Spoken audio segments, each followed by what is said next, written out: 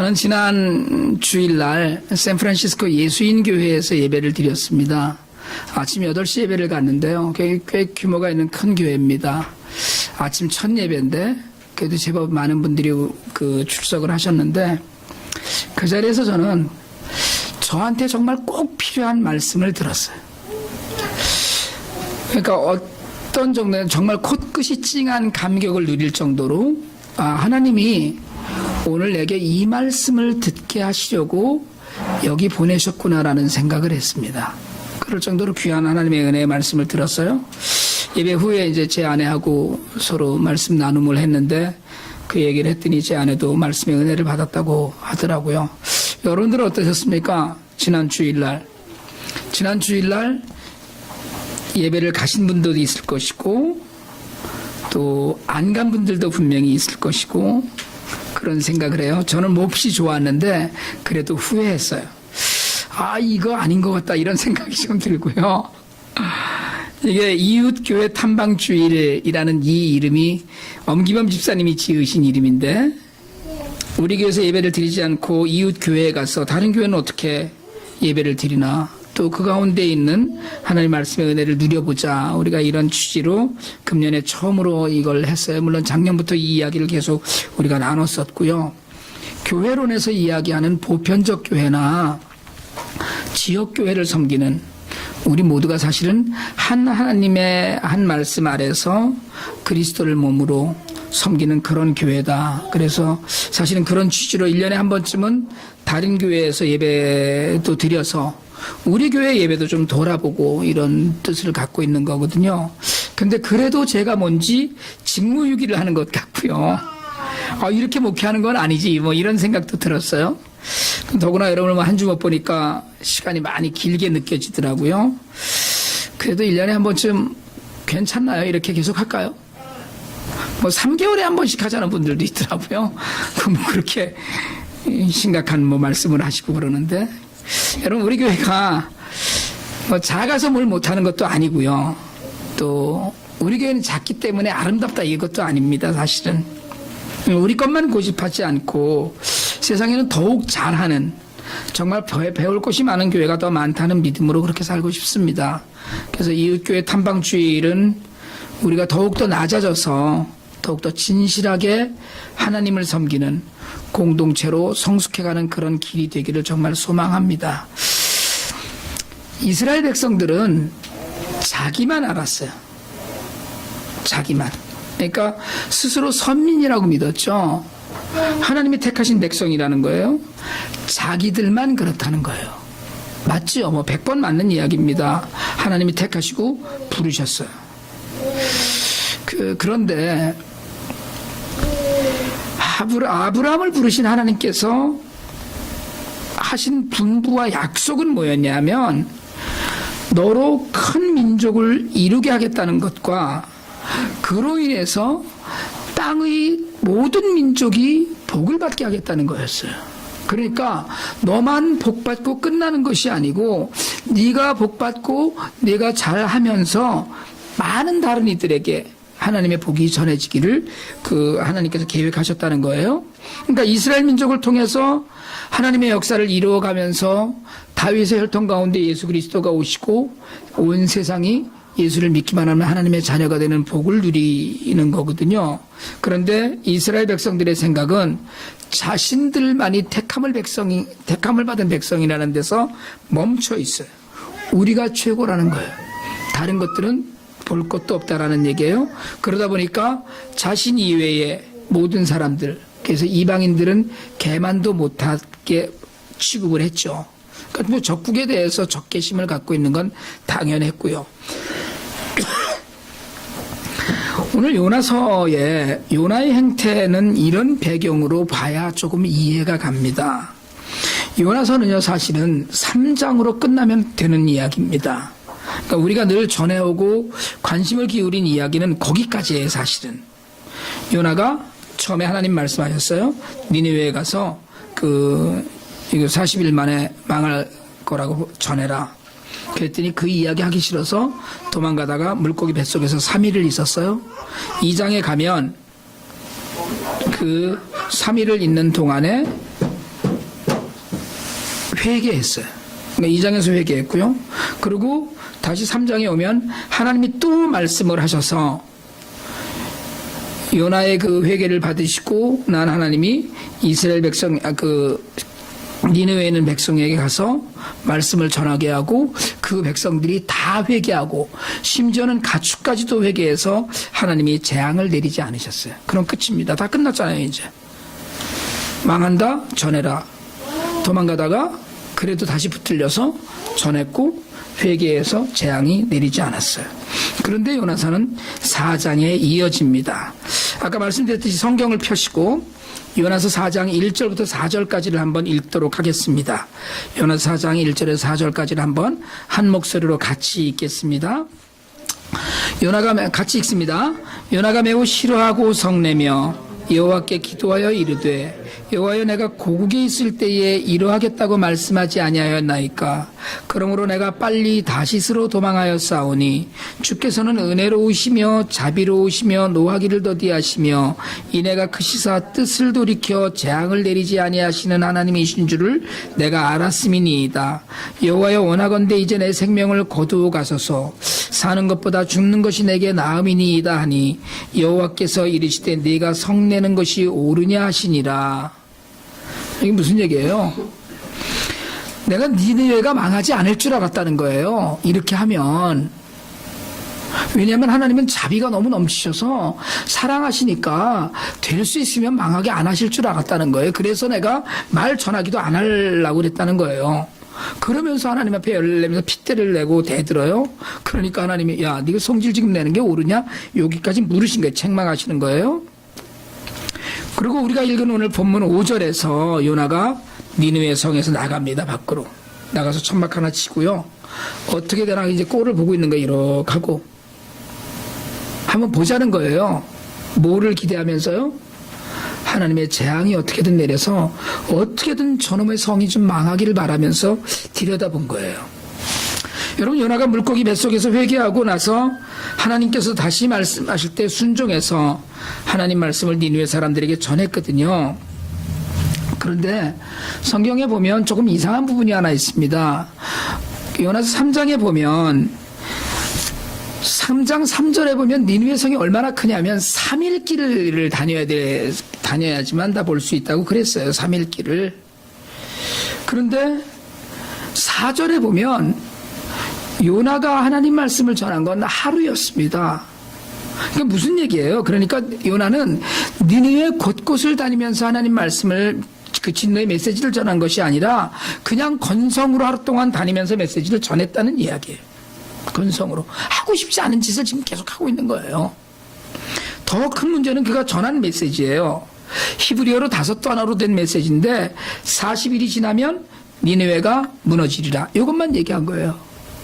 그러니까 그냥 제 생각에는 무슨 큰 소리로도 얘기 안 하고 40일 지나면 니느웨 무너져. 40일 지나면 니느웨 무너져. 그렇게 하고 그냥 하루 정도 그냥 돌아다닌 거예요. 하나님이 너희 죄악 때문에 진노하셔서 40일 후에 망한다. 근데 거기에 상세한 내용이 없습니다. 오직 재앙만 있는 거예요. 하나님이 원하시는 건 무엇이겠습니까? 사실은 회개와 회복이에요. 하나님은 복음을 전하기를 원하시는 게 회복하는 그 안에는 없었어요. 그런데 요나의 이야기 안에는 요나는 오직 니느웨가 망할 것이라는 이야기만 했어요. 그러고 나는데 하나님이 재앙을 안 내리시니까 3장이 끝나니까 4장에 와서 잔뜩 화가 나서 이렇게 될 줄 알았다고 하나님께 핏대를 올리고 있는 거예요. 망하기를 간절히 기다리면서 이제 밖에 나가서 니느웨가 어떻게 되나 눈을 부릅뜨고 지금 지켜보고 있습니다. 왜 그럴까요? 4장 2절에서 말한 대로 하나님은 자애로우시고 은혜로우시고 자비로우시고 좀처럼 노하지 않으시고 사랑이 끝없는 분이셔서 내리려던 재앙을 거두실 줄 알았다는 거예요. 여러분 사실은 은혜롭고 자비롭고 좀처럼 노하지 않으시고 사랑이 끝없는 분이시기 때문에 오늘 우리가 이 자리에 있어요. 하나님이 만약에 우리가 한 가지 잘못할 때마다 한 대씩 때려주셨다면 우리 몸뚱아리에 성 한 대가 있겠어요? 뒤통수 한 대 탁 치시면 눈이라도 하나 빠지든가 그냥 등을 한 대 탁 치시면 정말 뭐 디스크가 하나 부러지든가 뭐 이러지 않았을까요? 사랑이 끝없는 분이라는 걸 요나가 알았다는 거예요. 그러면서도 사실은 니느웨가 망하기를 기다리는 것이 5절이에요. 아수르는 이스라엘의 철천지 원수, 대원수입니다. 요나는 기원전 8세기 시대의 선지자였는데요. 이스라엘 여로보암 왕 때입니다. 하나님께서 잠시 여로보암 왕 시절에 이스라엘이 좀 번성하게 해주셨어요. 가뜩이나 자만심으로 가득한 이스라엘 백성들이 더욱 기고만장해서 다른 나라를 업신여기고 정말 편협한 민족주의를 고집할 때였어요. 아수르는 원수의 나라였고 이스라엘을 호시탐탐 누리는 나라였어요. 그러니까 사실은 요나가 아수르의 도성인 니느웨에 가서 살리고 회복하는 일에 쓰임받았다는 건 이스라엘 백성들의 입장에서는 사실은 매국노인 거예요. 저거 빨리 망해야 되는데, 우리는 뭐 일본이 망해야 되는데 이렇게 생각하는 분들은 많이 없는데, 저는 좀 안 됐으면 뭐 이런 생각이 가끔 있어요. 솔직하게. 저것들은 뭐 이렇게 쓰나미가 오거나 막 지진이 나서 사람이 많이 죽었다 그러면 안타깝긴 한데, 솔직한 제 심정 속에는 그참 고소하다 이런 생각이 들 때가 있어요. 여러분들은 안 그러시죠? 인류애를 품고 계셔서 그냥 안타깝기만 하시죠? 그런데 왜 저만 그런 것처럼 표정을 다 굳게 하시고 참 난 여러분들을 보면 존경이 막 가는 것 같아. 요나는 적국을 살린 선지자예요. 적국을 되살리, 하나님이 재앙을 내려서 싹 없애버릴 수 있었던 그 땅을 회복시킨, 그러니까 요나의 처지에서 니느웨가 정말 간절히 망하기를 바란 거예요. 안 되니까 하나님께 성질을 내고 대든 겁니다. 그렇게 초막을 짓고 나와서 어떻게 되나 보자 이러고 있는데 하나님께서 요나의 머리 위에 은혜를 베풀어 주셨어요. 그늘을 채양을 하나 만들어 주신 거예요. 박넝쿨로. 요즘 한국이 열대야 때문에 뭐 혹독하다고 그러더라고요. 제가 몇몇 분 연락을 했는데 정말 덥습니다. 이래 정말. 미국도 덥다고 하지만 뭐 미국은 지금 평상 여름이잖아요. 사실은 한국에 뭐 더운 곳에 비할 바 아니고요. IT보다 한국이 지금 더 더운 거 아닌가 이런 생각이 들 정도예요. 근데 여러분, 당시 중동의 한낮 더위는 우리가 흔히 이야기하는 살인적인 더위야 이거하고 비교가 안 될 정도의 더위입니다. 쉽게 얘기하자면 무슨 한낮에는 50도 섭씨로, 그리고 한밤중에는 무슨 영하권으로 뚝, 뭐 이런 식의 그런 날씨였거든요. 그러니까 햇볕이 너무 강하니까 뭐 햇볕 때문에 생명을 잃는 일이 부지기수일 정도로 더위가 맹위를 떨칠 때입니다. 그런데 하나님께서 박넝쿨이 갑자기 자라게, 정말 쭉쭉쭉쭉 자라는 게 보일 정도로 자라게 해서 머리 위에 그늘을 만들어 주셨어요. 뜨겁지만 습기가 없으면 그늘에 들어가면 시원하잖아요. 그랬더니 요나가 성질나서 지금 눈을 도끼눈을 뜨고 이러고 쳐다보다가 이게 웬일이야? 그럼 너무 기뻐한 거예요. 그러니까 여러분, 사실은 요나의 캐릭터를 보면, 이 요나의 캐릭터를 보면서 혹시 생각나는 사람들이 있으면 마음속에 혼자서 비웃으세요. 그런 사람이 그냥 막 승질내다가 조금 좋으면 막 너무 기뻐하는 거예요. 아이고 시원하다 막 이랬을 거예요. 그래서 6절에서 이게 좀 독특하게 그런 이야기가 나오는데요. 하나님 여호와께서라고 이야기해요. 요거를 한번 짚고 넘어가는 건, 하나님에 대한 호칭이 하나님이고 하나님에 대한 호칭이 여호와잖아요, 사실은. 근데 이 호칭을 나누는 이유는 사실은 하나님, 엘로힘, 하나님 한 분만의 그 호칭에는 창조주, 우리의 온 인류를 인도하시는 섭리를 갖고 계신, 계획하시는, 쉽게 얘기하자면 좀 큰 그림의 하나님이시라면 여호와는 일일이 백성들의 삶에 간섭하시고 인도하시고 은혜를 베푸시는 그런 의미가 담겨져 있습니다. 그런데 오늘 이 성경 본문에서 독특하게 하나님 여호와께서, 그러니까 우주의 큰 계획을 갖고 계신데 그럼에도 불구하고 잔잔한 일들에 신경을 쓰시는 하나님께서 박넝쿨을 주셨다는 얘기예요. 그 하나님이 능력으로 순식간에 자라게 해서 요나의 기쁨이 되셨어요. 근데 사실은 제가 오늘 성경 본문을 묵상을 늘 하면서 느끼는 건 뭐냐면 하나님도 참 대단하시다 이런 생각이 들어요. 하나님도 조금 약간 비웃음이 가는 그런 캐릭터를 보여주시는 거예요. 아니 그냥 그렇게 하셨으면 그냥 두시지 또 그거를. 하루 그렇게 됐는데 그 다음날 밤에 벌레 한 마리를 보내셔서 박농쿨을 싹 쏠아서 먹어버려서 죽어버리게 했어요. 뭐 줬다 뺏은 거 아니에요? 너무 좋은 걸 주셨다가 뺏었어요. 그늘이 사라진 것도 힘든데 하필 해가 뜨자마자 뜨거운 동풍이 불어오고 햇빛이 쨍쨍 내려졌어요. 요나가 기력을 잃고 이렇게 사느니 차라리 죽는 게 낫다고 하나님께 대듭니다. 그래서 9절에서 하나님과 논쟁을 하죠.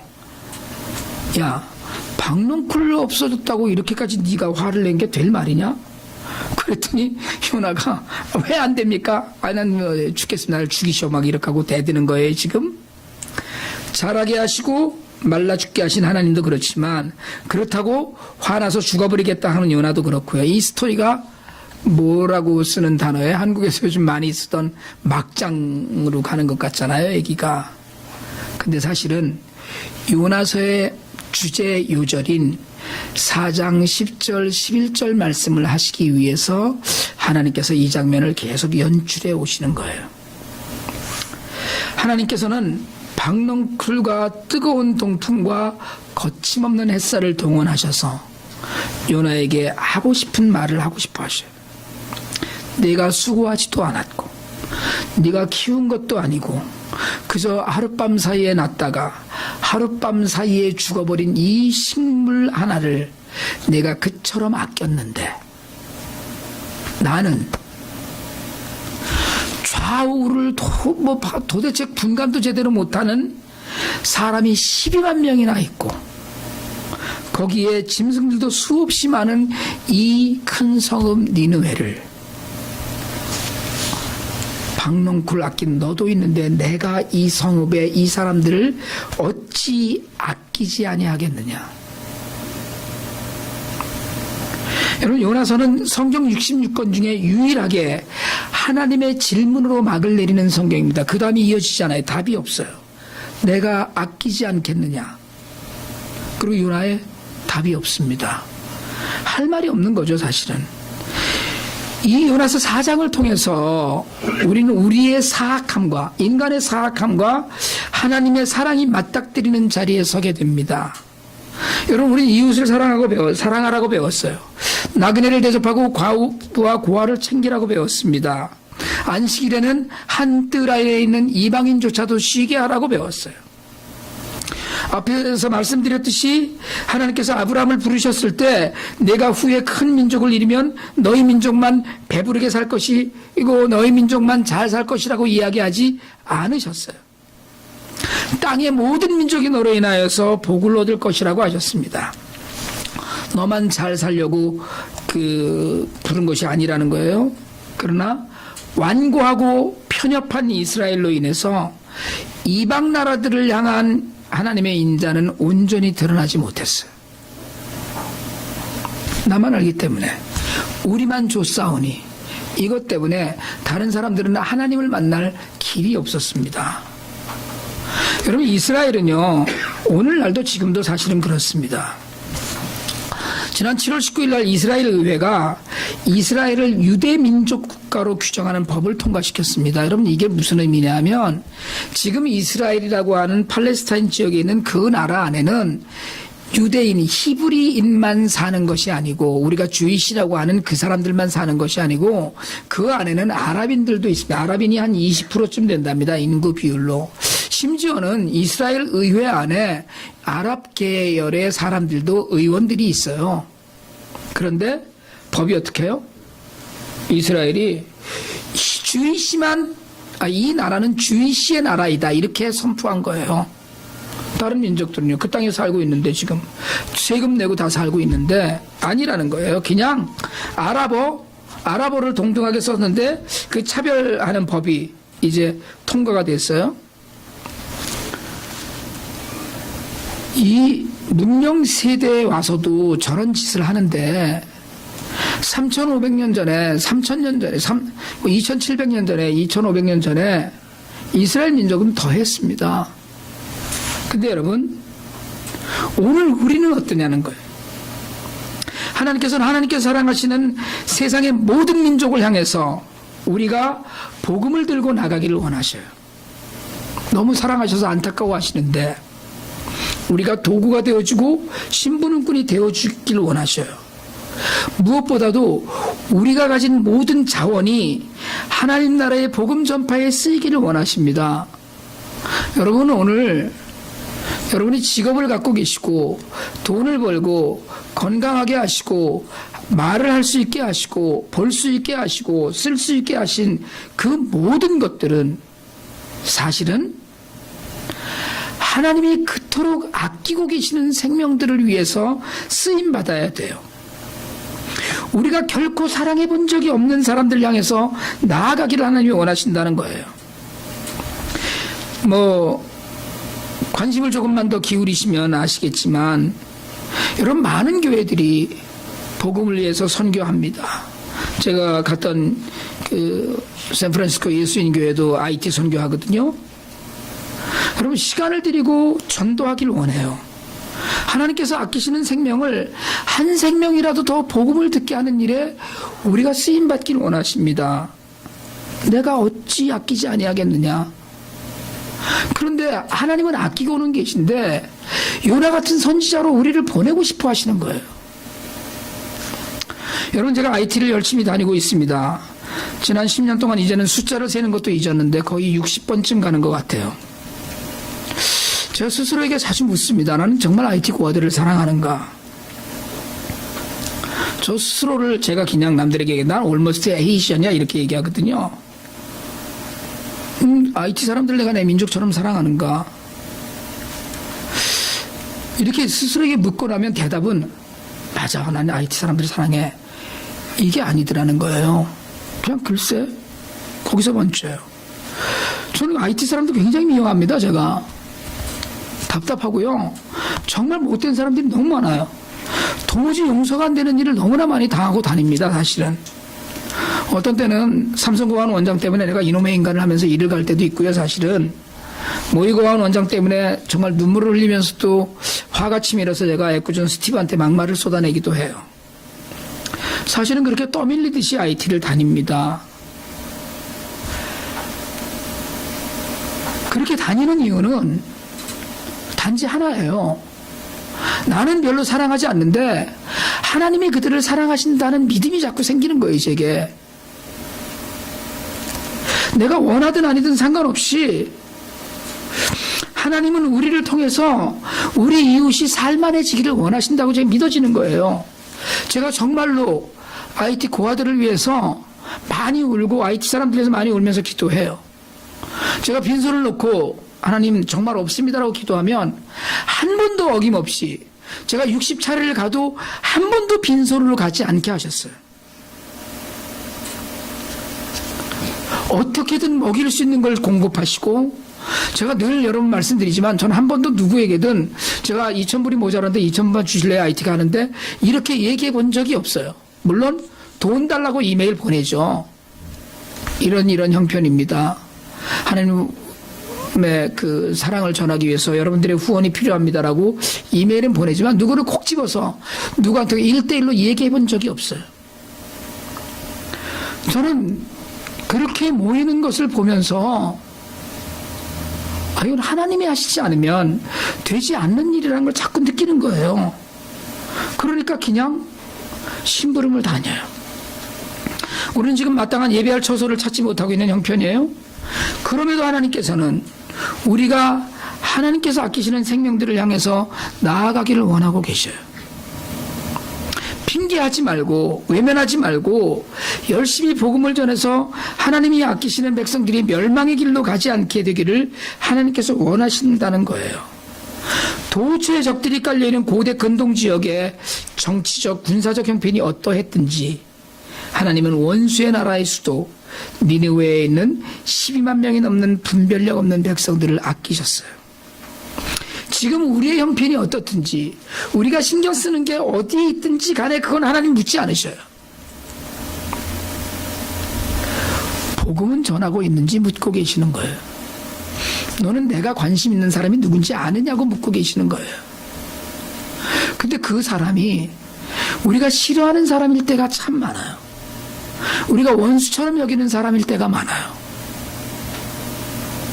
우리가 정말 노력해서 사랑하고 싶은데 안 되는 사람들일 때가 많다는 거예요. 노력하고 해보고 싶은데 저 인간은 저대로 죽으면 그냥 지옥 가겠지. 그게 고소하게 느껴질 만한 사람들인데 하나님은 아니라는 거예요. 우리 형편 먼저 다 살피고 할게요가 아니거든요. 하나님은 때를 얻든지 못 얻든지 세상에 수없이 많은 생명들을 돌보라고 요구하고 계셔요. 세상의 모든 생명은 하나님이 아끼는 생명입니다. 먼저 믿은 우리는 다른 무엇보다 그들을 향해서 손을 먼저 내밀 수 있어야 돼요. 다른 무엇보다 먼저 그들의 생명을 생각해야 돼요. 천국의 복음이 전해져야 돼요. 오늘 하나님께서 어찌 내가 아끼지 않으냐 하겠느냐라고 우리에게 반문하셔요. 여러분, 하나님께서 아끼시는 것이 마땅합니다. 그 하나님께서 아끼시는 생명들을 향해서 내가 내 위험을 무릅쓰고라도 내 재산을 들여서라도 내 시간을 들여서라도 나아가겠습니다. 이게 믿는 자의 삶의 자세예요. 오늘 우리가 이 말씀 안에서 하나님이 아끼시는 생명이 누구인지를 다시 한번 돌아보는 기회가 있으시길 바랍니다. 과연 내 주변에 내게 보여주신 정말 그런 생명들은 누구인지 돌아보면서 우리의 삶이 그들을 향하여서 하나님의 사랑을 전하는 도구가 되고 심부름의 통로가 되기를 주님의 이름으로 축복합니다.